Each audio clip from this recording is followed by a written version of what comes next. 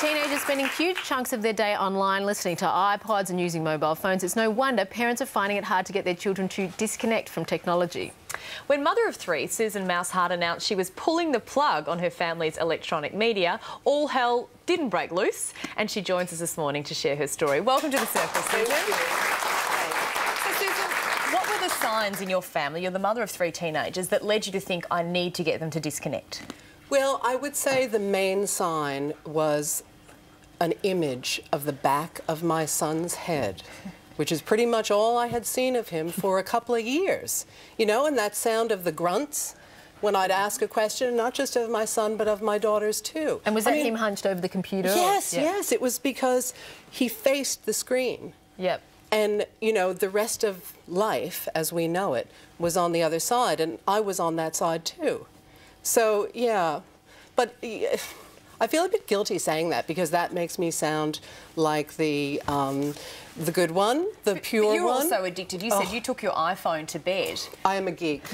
I have to admit, when you were talking to the saxophonist guy before and you asked him, did his saxophone have a name? I was like, my iPhone has a name. What's her name? Inez. Inez, of course it is. Now tell me, do you think it's easier to tune out with a computer or an iPhone or a game? Is that why we do it? Is that why it's so attractive? Look, it's the path of least resistance, I think. These technologies are so seductive. And I mean, they do such wonderful things in our lives too. I'm not here to diss them. I mean, you know, I'm not a Luddite. I love my technology, but there's a paradox at the core here. And the thing that has the power to bring us together also has the risk of tearing us apart. So how did you introduce the disconnection phase? What did you say to your kids, and then what was the end result? Well, it's funny because the response was so muted when I said, you know, guys, I have this idea. We're gonna unplug from our technology, and nobody said anything. But then I realized it's because they didn't hear me, because they had their iPods in. No, actually, I chose Christmas morning to drop the bomb, which was, I'm such a Grinch, really.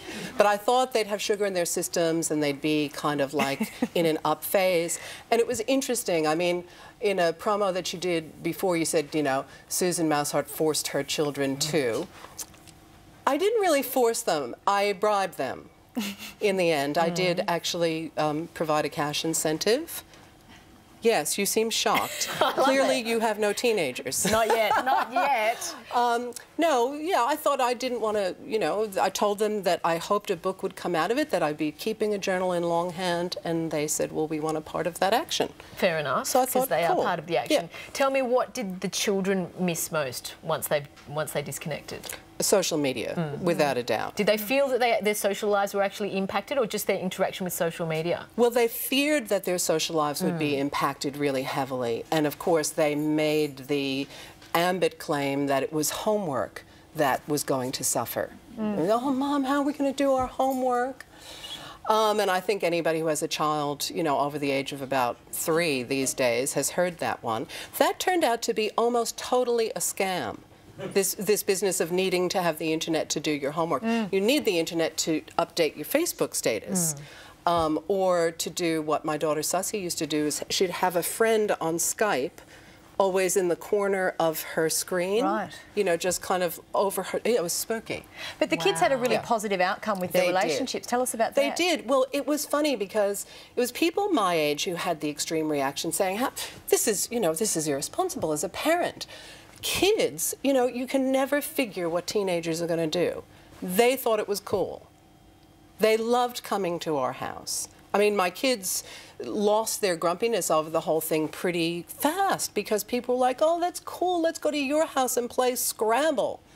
Oh, and sit on the floor and have hot cocoa. And I came home one night, this was so surreal, and they were like teenagers gathered around the piano, singing. Oh, that's what I love the most about your book, I have to say, is your beautiful moments in your journal where you write longhand and you laugh at how that's so tedious.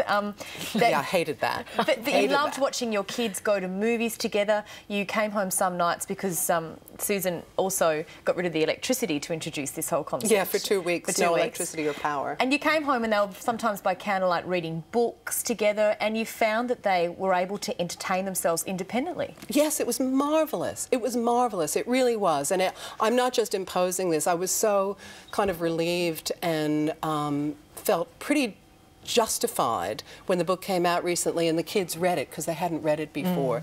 And my eldest said something like, oh, Mummy, you know how you always exaggerate everything? So I was like, you know, but I read the book and I was like, wow, for once she's not exaggerating. It was true.